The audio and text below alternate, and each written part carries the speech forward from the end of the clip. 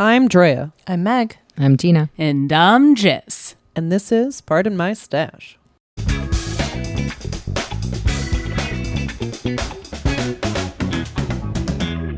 Welcome to Pardon My Stash, a podcast about knitting within the fiber arts and how awesome it is. Before we get into this week's topic, what are we working on this week? Jess? I am working on the enchantment shawl. Yes. Designed by Susanna I.C. And it's in the Fellowship of the Knits book. And it's fun because it's beaded. So right now I'm using Critical Hit Dye's Rogue in the colorway Vishka. And I'm also going to be using the Shadow of Erin Gradient when I get to that part. Right now it's just one, and it's fun, and I'm already at beads, and I haven't done beads in a while, so. Meg? I'm working on the Speranza beanie by Geneva Vasquez. And I'm just doing it like quickly just to see how a couple of our colors knit up. I'm using two colors from Critical Hit Dyes. It's a soon-to-be released collection at the Fiber Fest. And their colorways are Candy Apple and Meet Me at the Marketplace. And I'm knitting them in Barbarian. You working on anything, Tina? My life. Very good. Fair. I appreciate that. No problem. You're doing great. Thanks. Drea. I am still working on the French Can by Mademoiselle C. I'm using Madelinetosh DK in colorway Homines Nevada.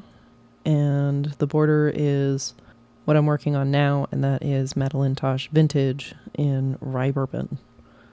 And I know last time I said I was going to cast on a pair of socks, but I couldn't bring myself to do so.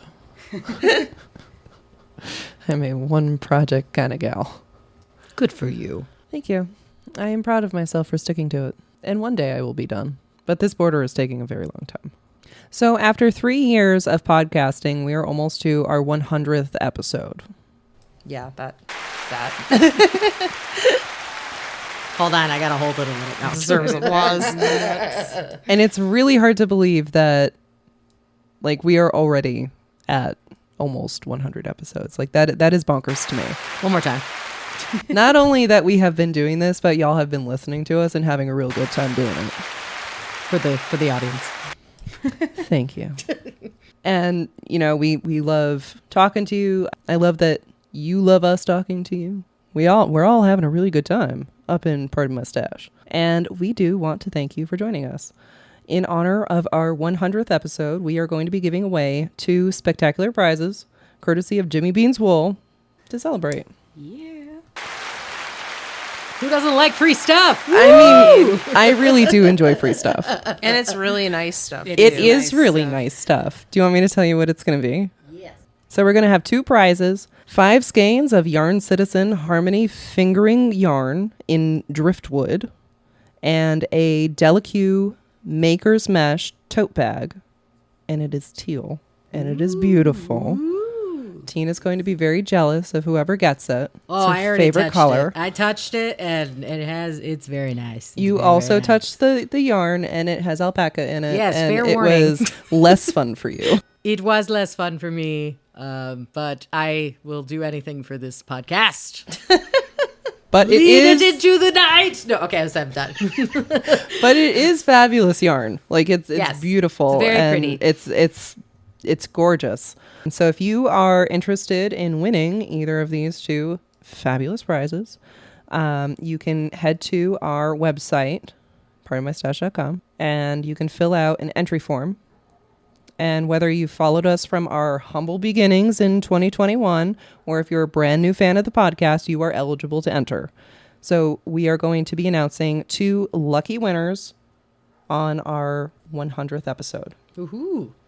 On our homepage, you will find a button that will link you to the form to enter.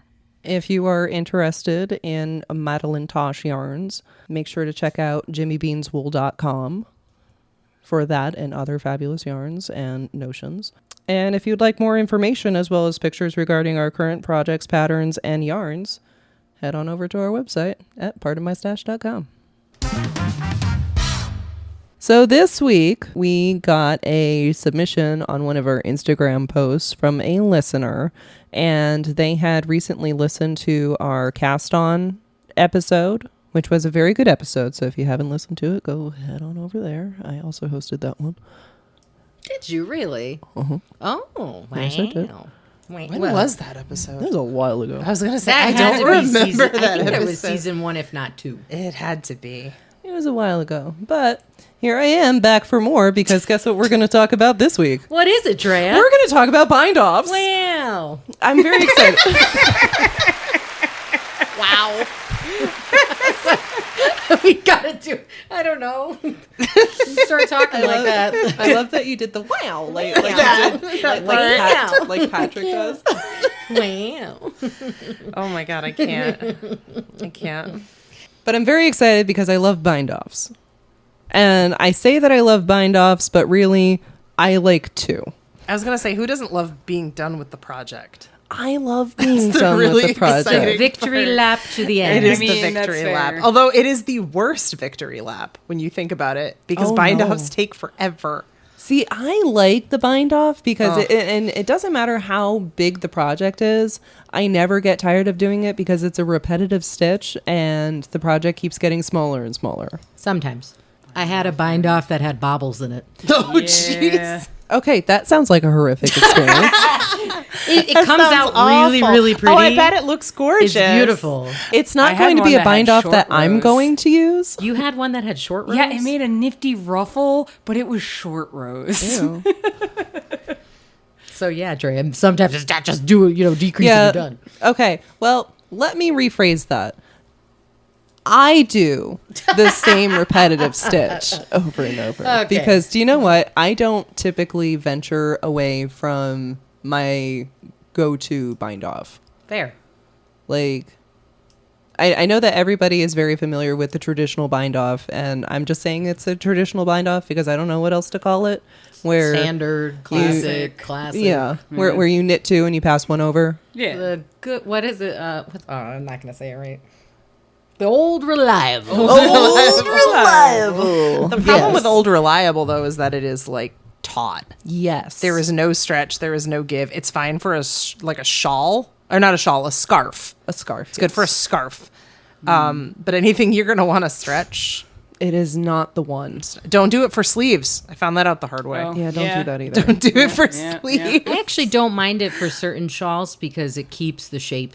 That's right, fair. right. If it's depending on where it is on the shawl, it's fine. Yeah. But if it's anything that you're going to want to like stretch over your head or your don't do it. You'll So- just be sadly holding it like this, going, no. Yeah. So fairly speaking, I have not used that bind off since I learned my other old reliable. Which is? I don't know what it's called. Okay. I don't know what it's called. I found it on a website. I really enjoyed it.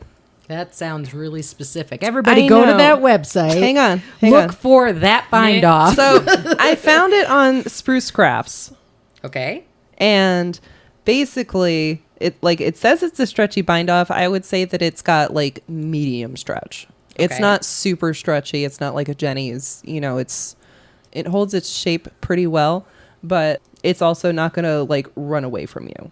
What you do is you knit the first 2 stitches through the back loops, and then you put the stitch back on the left needle, and you keep doing that.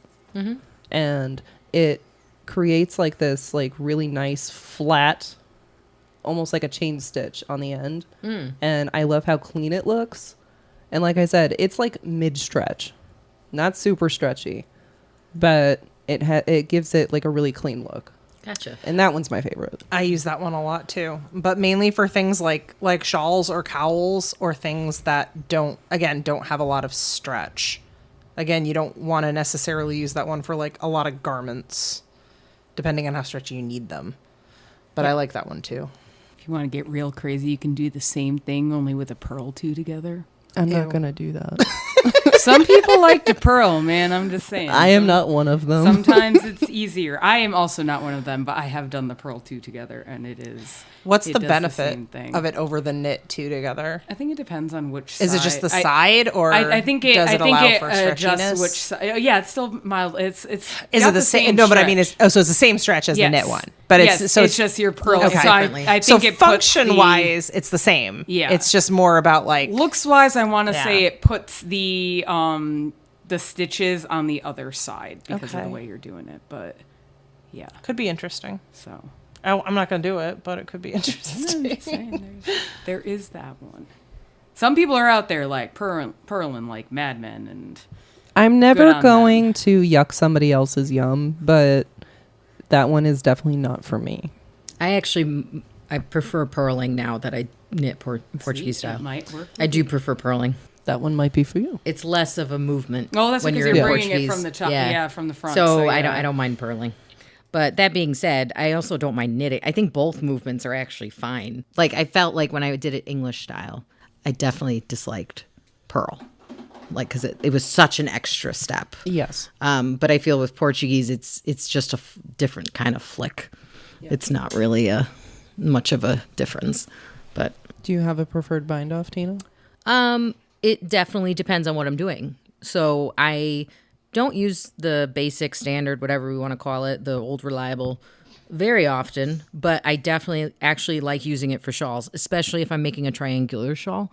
I like the edge that it finishes off on because you're typically ending on the longest edge. Mm-hmm. So I did that actually on my the Stormy Sky shawl. Mm-hmm. And I definitely did that a standard bind off on that. I didn't need it to like... I felt like if I started to do Jenny's and I felt like it was too much, like it was too warping stretchy. the edge and I didn't like it. So I went back and I did a standard and I liked it better. It kept it form and its form. You know, if I'm doing garments, it also depends what part of the garment I'm doing. I don't mind doing Jenny's surprisingly stretchy bind off on edges of the bottom of a garment.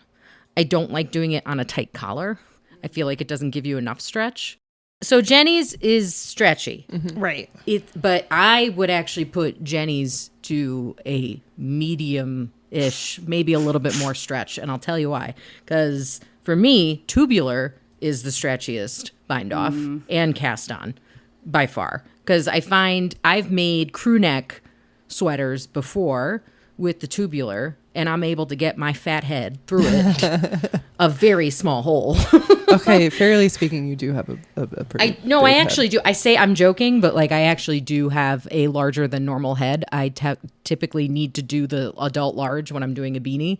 Mm-hmm. And so for me, if I'm doing like a crew neck or a neckline that is going to be tighter, I prefer tubular because the edge looks amazing, especially if it's going to be ribbing because it just looks so seamless and pretty. 2, it's super, super stretchy, way stretchier than Jenny's. Jenny does have a limit at a point. So, and I've encountered that especially with tight necklines and sleeves because I also have an issue with sleeves because my triceps are so large. So if it's a short sleeve garment, I can't do Jenny's because it doesn't fit around my triceps. I have a lot of fat and extra skin, so I can't even with a normal t-shirt, the abdomen might be fine, but the sleeves are always, I have to adjust to be slightly bigger. So I end up doing, if it's going to be a short sleeve, it's going to be tubular again. And, but yeah, usually the end of the garment though, if it's not form fitting, I'm okay with Jenny's down there. But sometimes I'll do tubular again because I want it to match. That's fair. That's fair. So if there's ribbing at the bottom and at the neckline and at the sleeves, like I'll want them all with the same bind off. Yes. Because then it'll look cohesive. And I've done other ones. I've done a cable bind off. I've done How did you like the cable bind off? I find that to be pretty firm. I don't find that to be stretchy either, but sometimes I like the way it looks over a standard. Did you find it to be difficult or complicated? Not really. No. but I do like how that looks over. Depending on what I'm working. I think the thing to take away from me is I have go-tos for situations. I can't say I use the same bind off for everything. It's definitely situational and like what I'm working on and like what body part it might be on. I wish I could say the same, but I use the same one for everything. That's fine. Unless it sucks. Unless it sucks, in which case I will have some variety. But that one that I mentioned at the start there, that is it. Well, with socks, you have to deal with a Kitchener stitch at the end of if you're doing top down, right? Yes, and I love the Kitchener stitch. I know a lot of people don't feel the same, and I'm not gonna lie, I never remember how to do it, and I always have to look up how to do it. I feel like tubular's the same. Yeah, it's very in terms of like you never remember how to do it if you haven't done it in a while. But once you look at it and you do a couple, it's just like riding a bike. I feel like when I learned tubular, Kitchener came to me easier. Yeah, not that it's similar in steps, but it's a similar kind of motion. Yes, so I found it easier to handle Kitchener. Like Kitchener didn't seem so scary to me once I figured out tubular. So I was like, okay. I can Kitchener some stitches. No, okay. I'll see myself out. Meg, what about you? I'm pretty much married to doing the Jennies in most cases. Sometimes I will do the knit two together through the back loop and knit one over them. Those two are pretty much my go-tos. If it is something really like if I'm just whipping off like a cowl or something like that, sometimes I'll just do the old traditional one just because it's easy. I tend to be a person that looks it up even if I think I know exactly how I've done it. I can't tell you how many times I've done Jenny's cast off, and I still look it up every time. Because I don't trust myself to remember it. I'm working, this is kind of not quite off the topic, but a little bit. I'm working on a sweater now, and I've cast the yoke on 3 times in the last month and a half. And I've done the German short rows 3 times, and I have looked up the German short rows every time, even though I know how to do them. It's really frustrating sometimes. But how much more frustrating would it be if you got you messed it halfway up through knowing that you did the whole thing wrong? And that's why I do it. Yeah. It's like that extra insurance. Like, I know I'm probably going to remember how to do this, like within a minute of watching this tutorial. I'm going to do it anyway. I still look up how to make one right, make one left. Oh, no, same.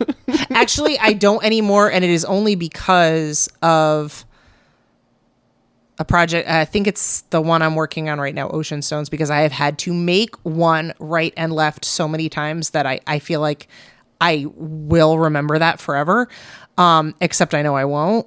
I'll finish that project, and then 3 months later, I'll be like, God, what is make one right again? But right now, while I'm in it, I got it down for now. I'm the same. The only other one that I have done that I actually have liked, but it's, again, very specific to project, is the I-cord bind off. Oh, yes. I love that.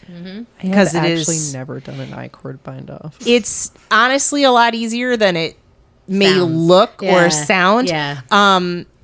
It has a beautiful finish, but it's a finish without a lot of give. Because I-cords are not meant to be stretchy. They're meant to be solid. So doing an I-cord on like the end of a garment is going to give it a lot of structure. It's not going to give it a lot of stretch. So it is really good on like a really structured shawl, or maybe a sweater where you don't have to, like maybe a more free-flowing sweater where you don't have to worry about has more positive ease. Where you're not going to have to worry about stretching it over you. But it's mainly there for decorative purposes, not so much for the stretch. They're fun though. I do like I-cords. This is a total side note. I got an I-cord machine. I love that thing. I have seen that. I got Jess one. I'm like, Yeah. I can make I cords all day. Just crank it out. And then I'm like, great. I don't need this I cord. It's great for like if you have a pattern for like a purse or something and you need Yeah. like a drawstring Yes, or yes. Yeah. straps. It's great for that. For like a hoodie or something Yeah, like that. if you're like, I don't want to sit there and crank out like 6 feet of I-cord because that's tedious. Those things are good. I've done them by hand. Oh, yeah. Several times, but there's nothing more satisfying than doing it on the machine and like knowing how long it takes me to do an I-cord by hand. I'm just like, oh, look at it coming out. Well, I would think especially if you're like a hoodie, for example, and you're done with the sweater and you're like, You're you know what I would love to do right now? 5 solid feet of manual I-cord. That sounds like a blast. No thanks. Nope. Hard pass. Every time I see an I-cord, I'm like, I just don't have it in me. Oh, see, I love how they come out. But I like doing them for all of maybe 6 inches. And then I'm like, and I'm good. Yeah. And good. then I will It's put the done project yet. down forever. I'm I've been good doing with this this. for 1,000 years. 2,000 years later. Yeah. What about you, Jess? If I had a choice, if I could, because I'm lazy, I would love to just use the classic bind off. I love the classic bind off. It's just it It's goes so so fast. easy. It's so It mindless. goes. It's great. I like what it looks I like, too. use it like Yeah. 1% of the time. And it makes me mad because I'm always like, can I use it? No, I can't, but I want to. I also really love and really hate the tubular bind off. It looks fantastic. I hate doing it because you have to make sure you have the right amount of tail to do it. And if you're doing a larger project, it's getting caught in itself the whole time you're doing it. And while you're like untying where it catches, you forget if you were like on the purl stitch part or the knit stitch part. She's speaking from very recent experience. I've just had to Listen. live this whole thing with her Listen. like in the last week and a half. And you're standing there staring at it like, are you a twisted stitch from the purl or from the knit? What did I do? It's awful, but it looks great. So If I have to- highly recommend. But Yeah, no, if I have to drop a tubular bind off like halfway through, I am writing a Post-it and putting it on No, there. 100%. Because otherwise I don't remember. I put a note in my phone. I'm like, So for I have you done a tubular bind off? No. I was gonna say from somebody that hasn't, maybe both of us that have not done this, why is it so hard to remember where you're at in the middle of this bind off? Does it look weird? Because I'm not understanding any of this. so basically what you do is when you're on the knit, you always, your left hand needle, you're working with 2 stitches at a time, but you work on the stitch furthest from the needle point first. Yes. Okay. And then you go through the one closest to the needle point and you only pull off the one closest to the needle point. Now, when you do that, the stitch twists. So if you're not paying attention, Well, you have to go, like, the way you're going in and out is also a certain way. is a certain way. Yeah. So if you're starting off a knit, you have to go through the back and in between the 2 stitches to start it and then Yeah. back through and through the back. And if Yeah. you're going a purl-wise, you don't have to do that. The purl-wise is actually easier.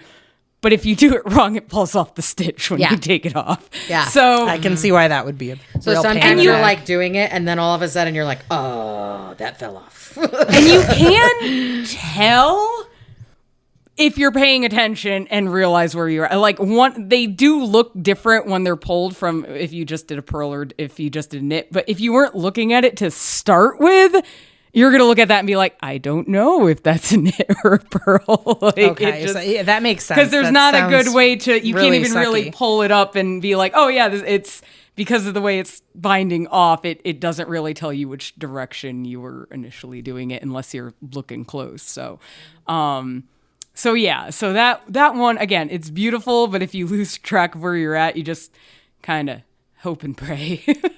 There is, for tubular, if anyone is like interested in looking in an easy way to do tubular, because there's actually a bunch of different ways you can do it. There is a way to do a tubular cast on in the round without a hook or waste yarn. And there's also a way to do the bind off in an easy way. And that's all brought to you by a YouTuber who goes by the name of 10 Rows a Day.